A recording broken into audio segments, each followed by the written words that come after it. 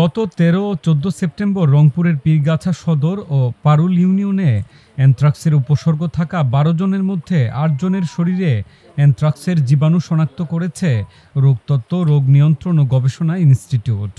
এর আগে অসুস্থ গরুর মাংসের নমুনা পরীক্ষা করে অ্যানথ্রাক্স শনাক্ত করে প্রাণিসম্পদ বিভাগ। এছাড়াও উপসর্গ নিয়ে মারা যান ২ জন। পারুল ইউনিয়নের মোনাব্বরুল ইসলাম পরিবারে অ্যানথ্রাক্সের উপসর্গ আরও প্রকট আকার ধারণ করেছে।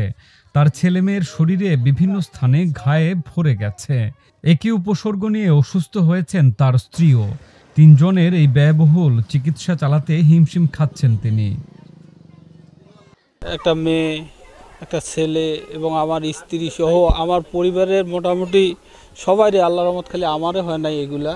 কিন্তু বাচ্চাগুলো এই ব্যথার জন্য এরা সহ্য করতে পারে না, খুব কষ্টকর একটা এই ঘাগুলা। রংপুরের পীরগাছা, কাউনিয়া, মিঠাপুকুর উপজেলায় ২ শতাধিক মানুষের শরীরে পাওয়া যায় অ্যানথ্রাক্স রোগের উপসর্গ। শরীরে প্রথমে ফুসকুড়ি হয়ে পড়ে ঘা, এরপর তা থেকে গভীর ক্ষত তৈরি হচ্ছে। স্থানীয়রা জানান, গত ২ মাস ধরেই এমন রোগে আক্রান্ত হচ্ছেন অনেকেই। এতে জনসাধারণের মধ্যে তৈরি হয়েছে আতঙ্ক। প্রথম একটা ফুটকুনের মতো ওঠে, সেই ফুটকুনের থেকে ক্রমান্বয়ে ধীরে ধীরে বড় হয় এবং ব্যথা শুরু হয়। এর যা ব্যথা, হাতের মধ্যে মনে করো হলো এরকম চাকতির মতো গোল গোল হ্যাঁ, ফোসার মতন হ্যাঁ আউলি যা ঘা হয়েছিল। ঘা হওয়ার পরে অনেক ব্যথা, জ্বরে আক্রান্ত খুবই হয়েছিল। আমার মাংস কাটপেট দেখাইছে, আমরা মাংস কাটপেট গেছি, যা মাংস কাটিয়ে হইলো তখন আমার এটা হইলো আইতের বেলা খালি জ্বর। আক্রান্তদের অভিযোগ, চিকিৎসা ক্ষেত্রে স্বাস্থ্য বিভাগের পর্যাপ্ত সহযোগিতা না পেয়ে নিজ উদ্যোগে চিকিৎসা নিয়ে ইতিমধ্যে সুস্থ হয়েছেন অনেকে। অন্যদিকে খামারিরা অভিযোগ করছেন, প্রাণিসম্পদ বিভাগের অবহেলার কারণে পীরগাছায় বহু গবাদি পশু মারা গেছে। কেটে যাওয়ার কারণে এমন।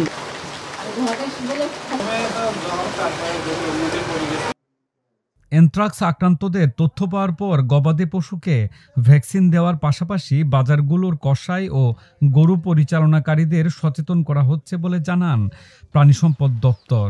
আর সিভিল সার্জন বলছেন, আক্রান্ত রোগীদের উপজেলা স্বাস্থ্য কমপ্লেক্সে চিকিৎসা দেওয়ার জন্য সকল ব্যবস্থা নেওয়া হয়েছে। যাতে মানুষের ভিতরে আতঙ্ক না ছড়ায়, এই জন্য মসজিদ মন্দিরে যারা আছে তাদেরকে, হুজুরদের বা পুরোহিতকে বলা হচ্ছে, তারাও মোটিভেশন করতেছে। আমরা প্রত্যেক উপজেলা এবং আমার জেলা পর্যায় থেকেও লিফলেট তৈরি করা হচ্ছে, সেটা পথসভা এবং মানুষের মধ্যে সচেতন করা হচ্ছে। এবং প্রত্যেকটি উপজেলার নির্বাহী কর্মকর্তা শুরু করে চেয়ারম্যানের দায়িত্বপ্রাপ্ত যারা আছেন প্রত্যেককেই বলে দেওয়া আছে যে কোনো গবাদি পশু যেন আমার ওই স্থানীয় যে কর্মী আছে তার তাপমাত্রা না দেখে যেন সেটা জবাই করা না হয়। সুতরাং হাট বাজার বলেন বা বিভিন্ন কসাইখানা সব জায়গাতে আমাদের কর্মী আছে। তারা চিকিৎসাধীন অবস্থায় আছে, আর নতুন করে পীরগাছায় কোনো আক্রান্ত হয় নাই। সব সহযোগিতা ওই হেলথ কমপ্লেক্স থেকে সর্বপ্রকার ব্যবস্থা আছে, কোনো অসুবিধা নেই। সব ওষুধপত্র সব আছে। অ্যানথ্রাক্সের একটা রোগীও কোথাও ভর্তি নেই, ঠিক আছে? এই চিকিৎসা বাড়িতেই সম্ভব।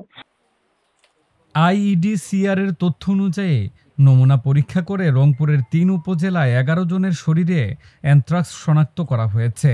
সংক্রমণ ঠেকাতে অসুস্থ প্রাণী মারা গেলে ঝুঁকি এড়াতে মাটির গভীরে পুঁতে ফেলার পরামর্শ সংশ্লিষ্টদের।